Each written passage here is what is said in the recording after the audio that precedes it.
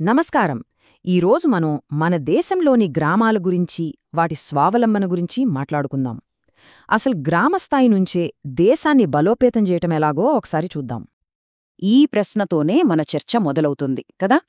ఒక గ్రామం తనంతట తాను నిలబడాలంటే దానికసలైన శక్తి ఎక్కడ్నుంచొస్తుంది?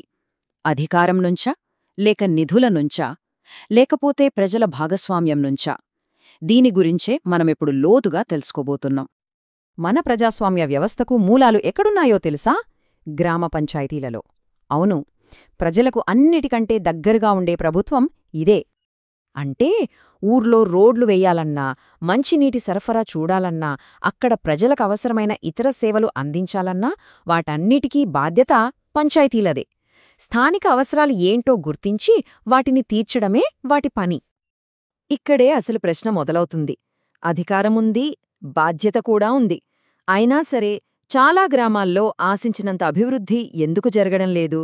అసలు సమస్య ఎక్కడ దాగుంది? ఈ సమస్యకు ప్రధాన కారణం డబ్బు. అంటే ఆర్థికంగా ఇతరులపై ఆధారపడటం. చాలా గ్రామ పంచాయతీలు నిధుల కోసం రాష్ట్ర, కేంద్ర ప్రభుత్వాలపై ఆధారపడటమే అసలైన అడ్డంకిగా మారింది. ఒక్కసారి ఈ చార్ట్ చూడండి. గ్రామ పంచాయతీల ఆదాయంలో సింహభాగం, అంటే దాదాపు 90% పైగా ప్రభుత్వాల నుండి వచ్చే గ్రాంట్ల రూపంలోనే ఉంది. వాళ్లు సొంతంగా సంపాదించుకునేది చాలా చాలా తక్కువ. ఈ అసమతుల్యతే అన్ని సమస్యలకు మూలం. దీన్ని ఆధారపడే ఉచ్చు అంటారు. సులభంగా చెప్పాలంటే ఇది ఎలా ఉంటుందంటే, మన ఇంటి ఖర్చుల కోసం ఎవరో దూరపు బంధువు పంపే డబ్బుపై ఆధారపడినట్టుంటుంది. ఆ డబ్బు ఎప్పుడొస్తుందో, ఎంతొస్తుందో తెలీదు. దాంతో మనం పక్కాగా ప్లాన్స్ వేసుకోగలమా? చాలా కష్టం. ఇలా డబ్బుల కోసం ఎదురుచూడటం వల్ల ఏమవుతుందంటే, పంచాయతీలు తమ స్వేచ్ఛను కోల్పోతాయి. గ్రామానికి ఏం కావాలో వాళ్లు నిర్ణయించలేరు. పైనుంచి వచ్చిన ఆదేశాల ప్రకారమే నిధులు ఖర్చు చేయాల్సి వస్తుంది. దీనివల్ల పనుల్లో జాప్యం జరుగుతుంది, జవాబుదారీతనం కూడా లోపిస్తోంది. మరి ఈ ఉచ్చులోంచి బయటపడటమెలా?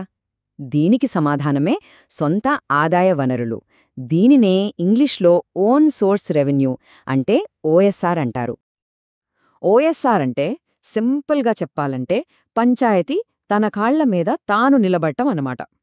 ప్రభుత్వ గ్రాంట్ల కోసం ఎదురుచూడకుండా తన సొంత వనరుల నుంచే డబ్బు సంపాదించుకోవడం. ఇదే కదా నిజమైన ఆర్థిక స్వాతంత్రం అంటే. ఈ ఓఎస్ఆర్లో మళ్ళీ 2 రకాలున్నాయి. ఒకటి పన్నుల ద్వారా వచ్చే ఆదాయం, అంటే ఆస్తి పన్ను, వృత్తి పన్ను లాంటివి. రెండోది పన్నేతర ఆదాయం, అంటే గ్రామానికి చెందిన మార్కెట్లు, భవనాలపై వచ్చే అద్దె, నీటి సరఫరాకు వసూలు చేసే ఛార్జీలు, ఇలాంటివన్నీ దీని కిందకే వస్తాయి. సరే, ఓఎస్ఆర్ ఎంత ముఖ్యమో మనకు అర్థమైంది. కాని దాన్ని పెంచడం ఎలా?